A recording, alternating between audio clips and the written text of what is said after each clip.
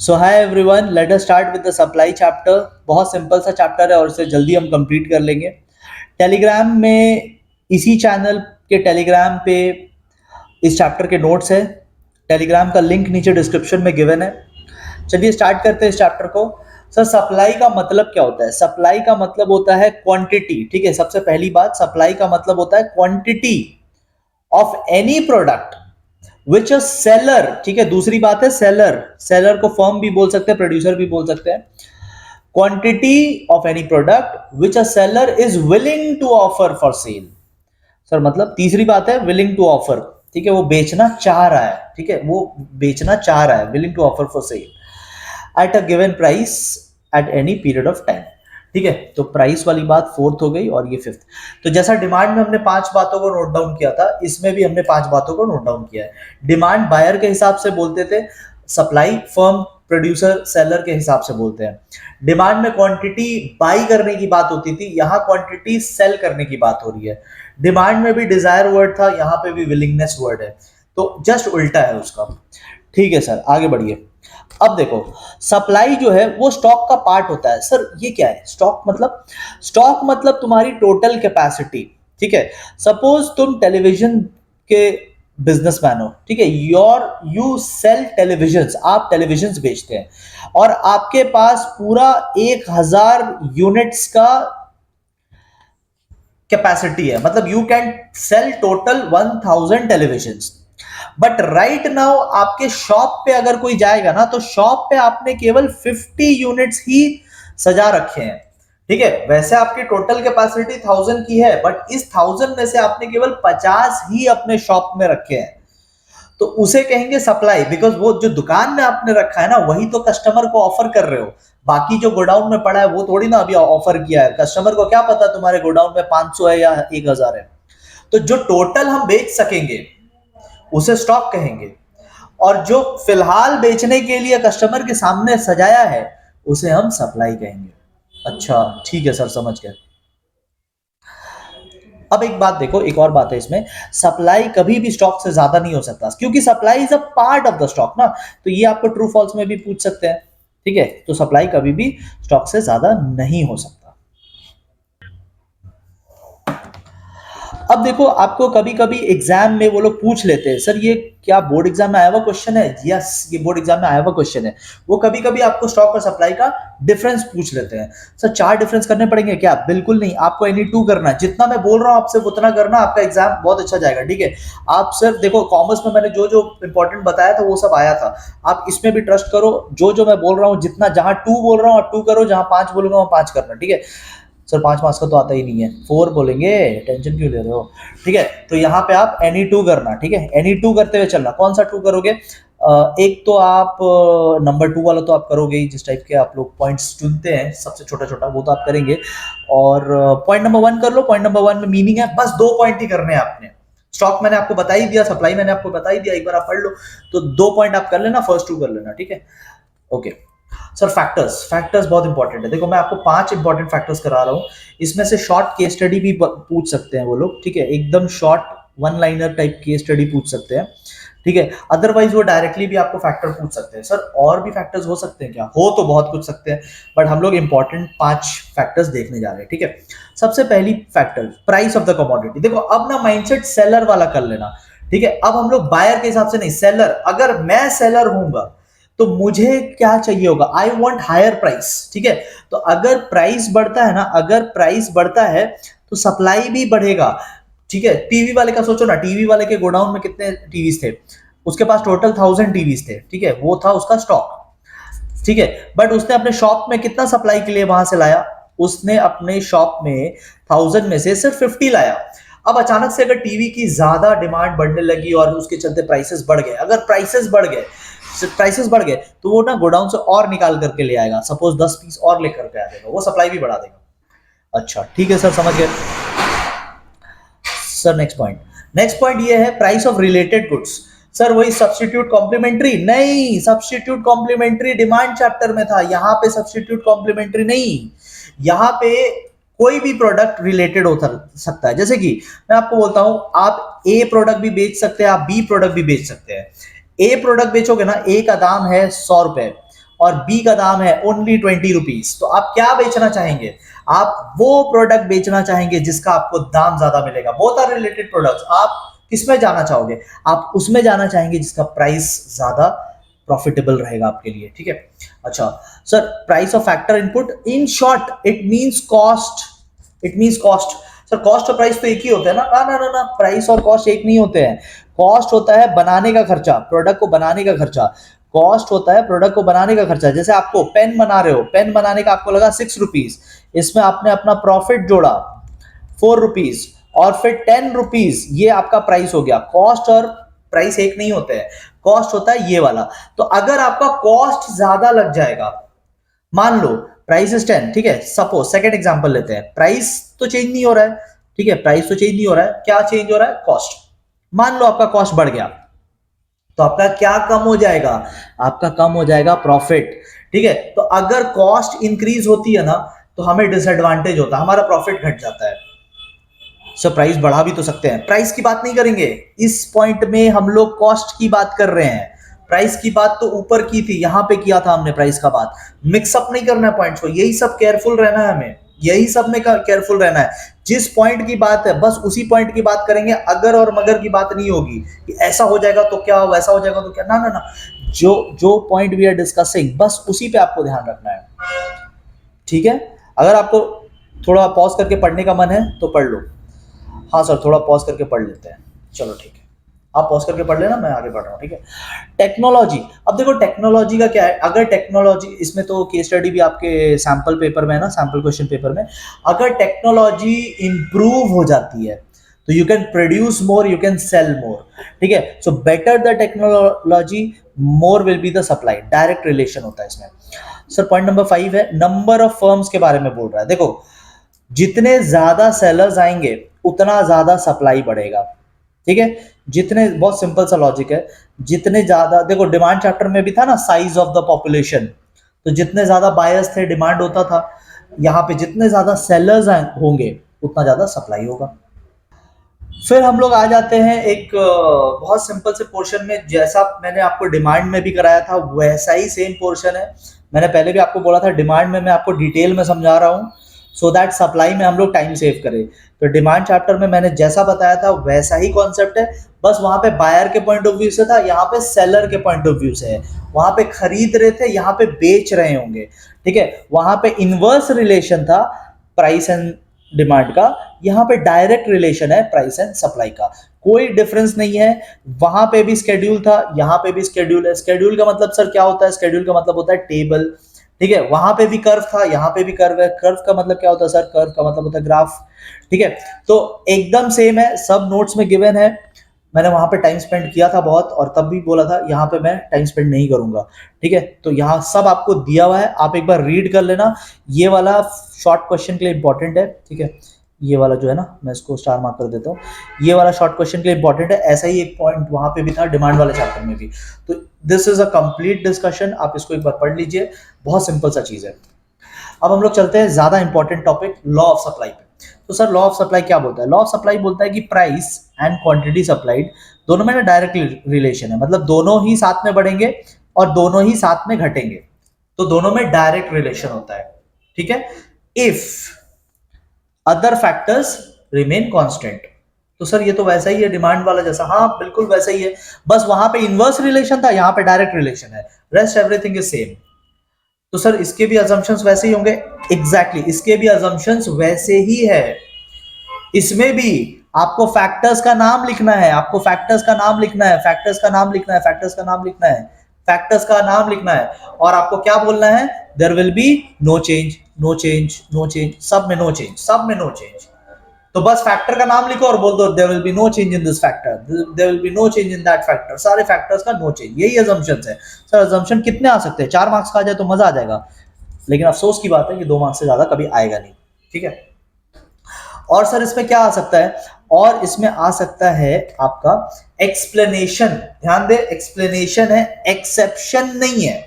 Exception अलग चीज होता है, ये एक्सप्लेनेशन है। सर किस बात का एक्सप्लेनेशन है? एक्सप्लेनेशन इस बात का है कि ऐसा क्यों होता है कि प्राइस बढ़ने से सप्लाई भी बढ़ता है, ऐसा क्यों होता है। तो आइए उसका हम लोग एक्सप्लेनेशन देखते हैं।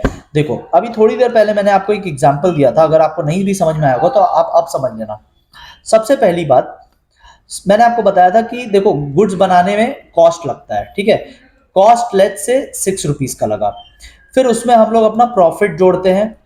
प्रॉफिट लेट से 4 रुपीज का रखा, मिला जुला के कस्टमर से हम लोग कितना चार्ज करेंगे, कस्टमर से हम लोग 10 रुपीज चार्ज करेंगे।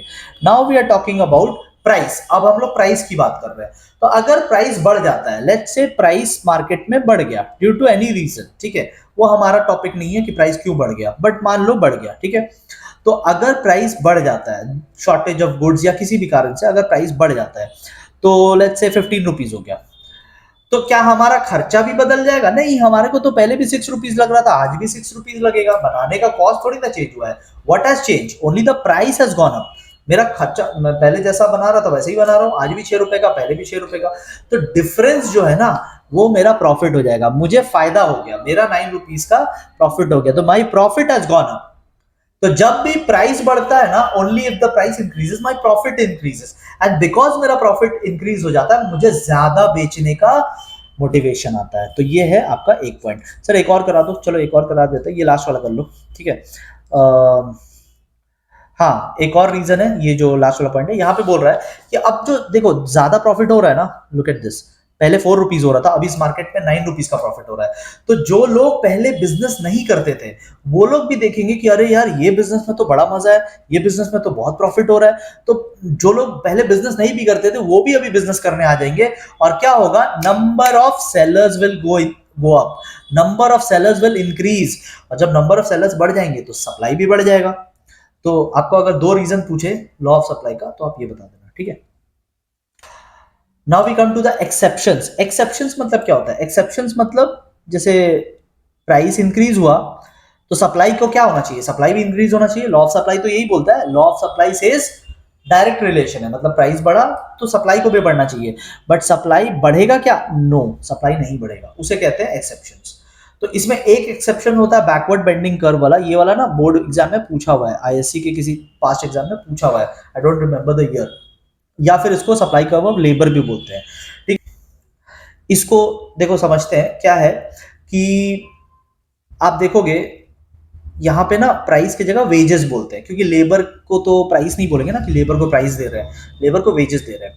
तो आप देखेंगे कि जैसे जैसे वेजेस बढ़ रहे हैं ना, तो शुरू में तो लेबर का पार्टिसिपेशन बढ़ता है, शुरू में लेबर का सप्लाई बढ़ता है, वो जितना ड्यूरेशन काम कर रहा है ना, वो तो शुरू में बढ़ता है। बट बाद में एक टाइम के बाद वो रिवर्स गियर मार देता है और वो कम हो जाता है। सर ऐसा क्यों होता है? क्योंकि लेबर जो है ना, वो कोई प्रोडक्ट नहीं है कि पैसों के साथ साथ आप उसको बढ़ाते चले जाएंगे, उसके इन्वॉल्वमेंट को बढ़ाते चले जाएंगे, उसके टाइम को बढ़ाते चले जाएंगे। वो एक इंसान है, और इंसान एक टाइम के बाद थक जाता है, और थक जाएगा तो फिर वो उसे रेस्ट लगेगा, ठीक है। तो वो ज्यादा काम नहीं करना पसंद करेगा, नो मैटर आप वेजेस कितना भी बढ़ा दो, ठीक है। इसको मैंने पूरा डिटेल में इलस्ट्रेशंस, एग्जांपल, न्यूमेरिकल सबके साथ एक अच्छा खासा डिस्कशन अपने आप में किया है। जिनको इंटरेस्ट है आप वहां जाके कर सकते हो, ठीक है। बाकी इसको मैं बस इतना ही समझा रहा हूं अभी, ठीक है। सेकेंड टाइप ऑफ एक्सेप्शंस है वर्टिकल सप्लाई कर्व, ठीक है, इसे कहते हैं वर्टिकल सप्लाई कर्व। तो देर आर सर्टेन सिचुएशंस जहां पे आप देखेंगे कि प्राइसेस तो बढ़ रहे हैं, बट सप्लाई कुछ वैसा रिस्पॉन्स नहीं दे रहा है, मतलब supply is not increasing. Sir ऐसा कब होता है? ऐसा तब होता है, देखो एग्रीकल्चरल प्रोडक्ट के केस में, एग्रीकल्चरल प्रोडक्ट के केस में ऐसा होता है कि प्राइसेस आर गोइंग अप, ठीक है, प्राइसेस आर गोइंग अप, यहां पे प्राइसेस बढ़ रहे हैं, लेकिन सप्लाई नहीं बढ़ रहा है। क्यों? क्योंकि एग्रीकल्चरल प्रोडक्ट कोई फैक्ट्री में नहीं बनता है कि तुरंत मशीन चलाए और बन गया। वो नेचुरल फैक्टर्स पे डिपेंड करता है, वो सॉइल फर्टिलिटी पे डिपेंड करता है, वो रेनफॉल पे डिपेंड करता है। तो सिर्फ दाम बढ़ा और फट से आपने और एग्रीकल्चरल प्रोडक्ट्स प्रोड्यूस कर दिया, ये नहीं हो सकता। फ्यूचर प्राइस एक्सपेक्टेशन, देखो अगर आज प्राइस बढ़ गया है, बट अगर आपको लगता है कि फ्यूचर में और बढ़ेगा, तो even though today prices have gone up, but आप सप्लाई नहीं बढ़ाओगे। सप्लाई क्यों नहीं बढ़ा रहे? क्योंकि हमें लग रहा है कि फ्यूचर में और भी प्राइस बढ़ेगा, ठीक है। अच्छा, बैकवर्ड इकोनॉमीज, बहुत सारे ऐसे कंट्रीज है जो चाहकर भी ज्यादा प्रोड्यूस नहीं कर पाएंगे क्योंकि वो बैकवर्ड इकोनॉमीज है। उनके पास ना तो प्रॉपर मशीन्स है, ना तो स्किल्ड लेबर है, ना तो रिसोर्सेज है, ना तो मनी है। तो all sort of problems they are facing and therefore they can not increase their supply. ठीक है। एंड लास्ट आता है रेयर कमोडिटीज। रेयर कमोडिटीज होते हैं जैसे ओल्ड पेंटिंग्स हो गए, वर्क ऑफ आर्ट्स हो गए, old anything which is very old, जितनी भी एंटिक पीसेस होती है ना, तो उनके प्राइसेस बढ़ते हैं, समय के साथ साथ प्राइसेस बढ़ते हैं। बट बढ़ते क्यों है? क्योंकि वो पुरानी चीजें हैं। तो उसको आप नए से प्रोड्यूस करोगे ना, नई चीज की वैल्यू नहीं होती, होती है पुरानी चीज की वैल्यू। तो जो रेयर कमोडिटीज है, तो इनकी प्राइसिंग बढ़ने पे भी इसको नया प्रोड्यूस नहीं कर सकते। तो these are some of the exceptions. ठीक है। ये वाला एक बार पास्ट एग्जाम में आया है, in fact these have also come in the past exam. Any two आप करके चल सकते हो। ठीक है। इसको एक बार आप देख लेना अपने बुक से। उसके बाद फिर मूवमेंट एंड शिफ्टिंग पे आ जाते हैं। तो जैसा डिमांड पे था वैसा ही यहाँ पर भी है। डिमांड में मैंने आपको यहाँ पे प्राइस राइस का बताया था, मैं आपको यहाँ पे प्राइस फॉल का बता देता हूँ। ठीक है। तो डिमांड के चैप्टर में I give an example of price rise. यहाँ पे मैं आपको प्राइस फॉल करके एक बार दिखा देता हूँ। तो सर कैसे करेंगे? देखो पहली बात तो आप एक सप्लाई कर्व बना लो। सप्लाई कर्व जो है ना वो अपवर्ड डायरेक्शन में जाता है। ठीक है। डिमांड कर्व डाउनवर्ड स्लोपिंग था, ये अपवर्ड स्लोपिंग है। अच्छा, जैसे उसमें मैंने आपको बताया था कि पहले आप कोई भी प्राइस पॉइंट ले लो, कॉल इट P0 या P1 जो आपको बोलना है। ठीक है। और उसको मैच कराओ यहाँ पे, call it point A and quantity supplied. ठीक है। इसको Q0 बोल लो। ठीक है। चलो यहां तक हो गया।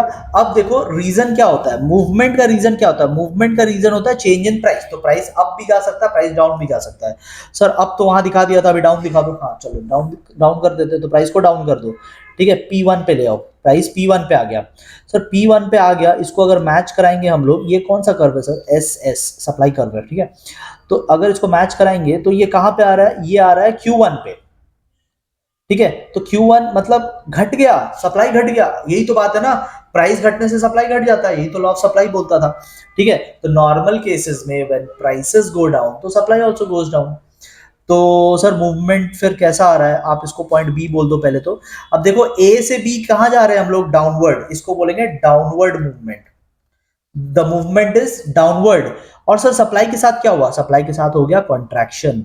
जब कम हो जाता है ना तो हम लोग बोलते हैं कॉन्ट्रैक्शन। तो movement is downward and supply has contracted. ठीक है। डिफरेंस पूछ सकता है और डायग्राम। ठीक है। यहां से डिफरेंस और डायग्राम, बस इतना ही करना है आपको। ठीक है। चलिए सर वहां पे आपने ना डिमांड को बढ़ा के दिखाया था, तो यहाँ पे सप्लाई को घटा के दिखाते हैं। ठीक है। यहाँ पे हम लोग सप्लाई को रिड्यूस करके दिखाते हैं। तो पहले तो आप एक सप्लाई कर्व बना लो, SS। पहले एक प्राइस पॉइंट ले लो P0। ठीक है। Call this point A। आप देखो मैं बना कैसे रहा हूं, और उसके बाद आपको खुद से बनाना है। आप 2 बार खुद से बनाएंगे ना, वो आपको ज्यादा बेनिफिट देगा। ठीक है। I told you in the last video also, I am telling you again also, मेरे को सम करता हुआ देख के या मेरे को ग्राफ करता हुआ देख के आपको कोई फायदा नहीं होने वाला। ठीक है। मैं 5 मिनट में बना दूंगा ग्राफ, उससे आपको फायदा नहीं होगा। आप आधे घंटे में बनाओगे ना मुश्किल से भी, वो ज्यादा फायदा देगा। ठीक है। देन क्वांटिटी 0 यहाँ पे ले लेते हैं। ठीक है। चलो अब देखो सर शिफ्टिंग कब आता है? शिफ्टिंग जैसे डिमांड में था, अदर फैक्टर्स में चेंज होना चाहिए। तो अदर फैक्टर, कोई भी अदर फैक्टर, लेट्स से वो हो गया, फ्यूचर प्राइस एक्सपेक्टेशन चेंज हो गया। ठीक है। नंबर ऑफ सेलर्स घट गए, कुछ भी, कोई भी अदर फैक्टर ले लो, नंबर ऑफ सेलर्स घट गए। अगर सेलर्स घट जाएंगे तो सप्लाई कम हो जाएगा ना। क्या प्राइस में चेंज आएगा ना? प्राइस में चेंज नहीं आया, अदर फैक्टर्स में चेंज आया। तो due to let's say sellers घट गए, सेलर्स चले गए मार्केट छोड़ के, तो सेलर्स चले गए ना मार्केट छोड़ के, तो क्वांटिटी हमारा ऑटोमेटिकली कम हो गया। अच्छा सर प्राइस तो वही है। हाँ प्राइस वही है। तो सर ये क्वांटिटी को अभी अगर उसी प्राइस से ज्वाइन कराएंगे, क्योंकि प्राइस वही है, तो हमारे को एक नया पॉइंट मिल जाएगा जो कि है point B. Sir point B तो ग्राफ से बाहर निकल गया, कर्व से बाहर निकल गया। यस, इसी को तो बोलते हैं शिफ्ट होना। घर से जब दूसरे के घर में चले जाते हैं तो शिफ्ट हो गए। ठीक है। तो अभी क्या है सर, पॉइंट बी पे आ गए हैं। तो ए से बी कैसा मूवमेंट है, कैसा शिफ्टिंग है? ये लेफ्टवर्ड शिफ्टिंग है। This is called leftward shifting. ठीक है। और सर जो ग्राफ है वो ग्राफ ऐसा बन जाएगा, कर्व जो है ना, कर्व बनाने की जरूरत नहीं, आप स्ट्रेट लाइन बनाओ ना, कोई दिक्कत नहीं है। ठीक है। तो जो कर्व है हमारा वो लेफ्ट शिफ्ट कर गया। और नीचे क्या हुआ सर? कॉन्ट्रैक्शन ना, यहाँ पे हम लोग बोलते हैं डिक्रीज, यहाँ पे हम लोग बोलते हैं डिक्रीज, कॉन्ट्रैक्शन बोलते हैं उधर, ठीक है। सब यहाँ पे लिखा हुआ है। दी ओनली थिंग इज कि आप 10 मिनट्स देने को रेडी है कि नहीं, ठीक है, 10 मिनट्स दीजिए यहाँ पे। Next we come to elasticity of supply. अब इलास्टिसिटी ऑफ सप्लाई सिमिलर है डिमांड वाले जैसा। अब देखो यहाँ पे एक इंपॉर्टेंट लाइन लिखा है, law of supply is qualitative, elasticity is quantitative. ये कभी कभी शॉर्ट क्वेश्चन में दे सकता है आपको, ठीक है। तो इस पे थोड़ा सा डिस्कशन करते हैं। देखो जैसे मैं अगर आपको बोलूं कि प्राइस जो है ना, प्राइस 10% से इंक्रीज हो गया, प्राइस क्या हुआ, 10% से इंक्रीज हो गया। मैं आपसे पूछता हूं सप्लाई क्या होगा, तो आप बोलोगे कि सर प्राइस इंक्रीज हुआ तो सप्लाई भी इंक्रीज होना चाहिए, नॉर्मल नॉर्मल तो यही होता है ना, प्राइस इंक्रीज तो सप्लाई ऑल्सो इंक्रीज। बट कितना परसेंट, कितना परसेंट, सर कितना परसेंट कैसे बताएंगे, यही बात है। लॉ ऑफ सप्लाई जो है ना, law of supply only tells you the direction. आपने डायरेक्शन तो बहुत अच्छा बताया कि सर प्राइस बढ़ा है तो ये भी बढ़ेगा, दिस इज ओनली डायरेक्शन। तो लॉ ऑफ सप्लाई जो है ना वो आपको आधा इंफॉर्मेशन देता है, क्वालिटेटिव डायरेक्शन बताता है। बट जो क्वांटिटेटिव है ना, क्वांटिटेटिव मतलब कितना कितना, इसका जवाब लॉ ऑफ सप्लाई नहीं दे पाएगा। इसके लिए हमें फॉर्मूला लगा के इलास्टिसिटी के हेल्प से आंसर निकालना पड़ेगा। तो दोनों हाफ हाफ इंफॉर्मेशन देते हैं। Law of supply tells you qualitative, law of sorry elasticity of supply tells you quantitative description, ठीक है। सर डिमांड में भी ऐसा ही होगा क्या, हाँ डिमांड में भी ऐसा ही होगा। लॉ ऑफ डिमांड जो है वो क्वालिटेटिव है, elasticity tells you the quantity, ठीक है। सर फिर ये टेबल तो थोड़ा जाना पहचाना सा लग रहा है। अरे अभी आज सुबह का तो कल कल का तो जो वीडियो है, कल का वीडियो वही तो है, कल जो डिमांड में डाला था वैसा ही एग्जैक्टली सेम है, डेफिनेशंस भी सेम है। दी ओनली डिफरेंस इज कि यहाँ पे देखो, वहां पे डीपी लेते थे ना, वहां पे ईडी निकालने के लिए, इलास्टिसिटी ऑफ डिमांड निकालने के लिए ईडी लेते थे। यहाँ पे हम लोग इलास्टिसिटी ऑफ सप्लाई के लिए हम लोग ऊपर लेंगे सप्लाई, नीचे लेंगे प्राइस। डीपी लेते थे वहां, यहाँ पे डी डी बोल के तो कुछ नहीं है, डिमांड है नहीं, सप्लाई लेंगे, ठीक है, एंड प्राइस लेंगे। बाकी सब सेम है, एग्जैक्टली सेम है, ठीक है। डेफिनेशंस भी सेम है, मैथमेटिकली भी सब सेम है, कुछ डिफरेंस नहीं है। आपने अगर थोड़ा सा डिमांड में मेहनत किया है, मैंने इसीलिए डिमांड का चैप्टर में ये सब पार्ट में थोड़ा स्लो जा रहा था, एक एक पॉइंट पे मैंने उसमें एक्सप्लेनेशन दिया ताकि यहाँ पे हम लोग टाइम बचा सके, क्योंकि आपका भी टाइम इंपॉर्टेंट है, मेरा भी टाइम इंपॉर्टेंट है। मैं नोट्स आपको शेयर कर दूंगा, आपको टेलीग्राम पे ये मिल जाएगा, ठीक है। आपको बस थोड़ा सा टाइम इसमें स्पेंड करना है, ठीक है। तो वीडियो आप देखने के बाद आप सीधा नोट्स में लग जाओ, ठीक है। That is where the marks is going to come from. सिर्फ सुनना नहीं है, लिखना है। मैंने आपको स्ट्रैटेजी में भी बताया था, कॉमर्स वाज डिफरेंट, कॉमर्स में सुन सुन के हो जाता था, यहाँ पे सम्स भी है, ग्राफ भी है। अगर आप सिर्फ सुनोगे तो टेक्निकल पोर्शन मिस हो जाएगा, ठीक है। आप आई होप आप इतने मेच्योर है कि आप समझे कि इकोनॉमिक्स एक अलग सब्जेक्ट है, कॉमर्स एक अलग सब्जेक्ट है, दोनों को आप सेपरेटली ट्रीट करना, ठीक है। उतना तो आप करेंगे, ठीक है। अच्छा सर ग्राफ ऐसे ही जैसा वहां पे था वैसे ही बनाएंगे, हाँ बनाएंगे वैसे ही। मैं एक दो आपको बना के दिखा देता हूँ। कौन सा बनाए सर, यूनिट वहां पे नहीं बनाया था, यहाँ पे यूनिट का बना दो ना, चलो ठीक है यूनिट का बना देते हैं। तो देखो पहले आप क्या करो, पहले आप कोई भी प्राइस पॉइंट ले लो, ठीक है सर, ठीक है। पहले आप फिर कोई भी क्वांटिटी ले लो, ठीक है, और इन दोनों को ज्वाइन करा लो। ओके ज्वाइन हो गया, ये लो, ठीक है। इसको पॉइंट ए बोल दो, सर बोल दिया पॉइंट ए। अब देखो यूनिट इलास्टिसिटी का क्या डेफिनेशन है। यूनिट इलास्टिसिटी का डेफिनेशन है कि जितना प्राइस चेंज होगा उतना ही सप्लाई चेंज होगा। ये देखो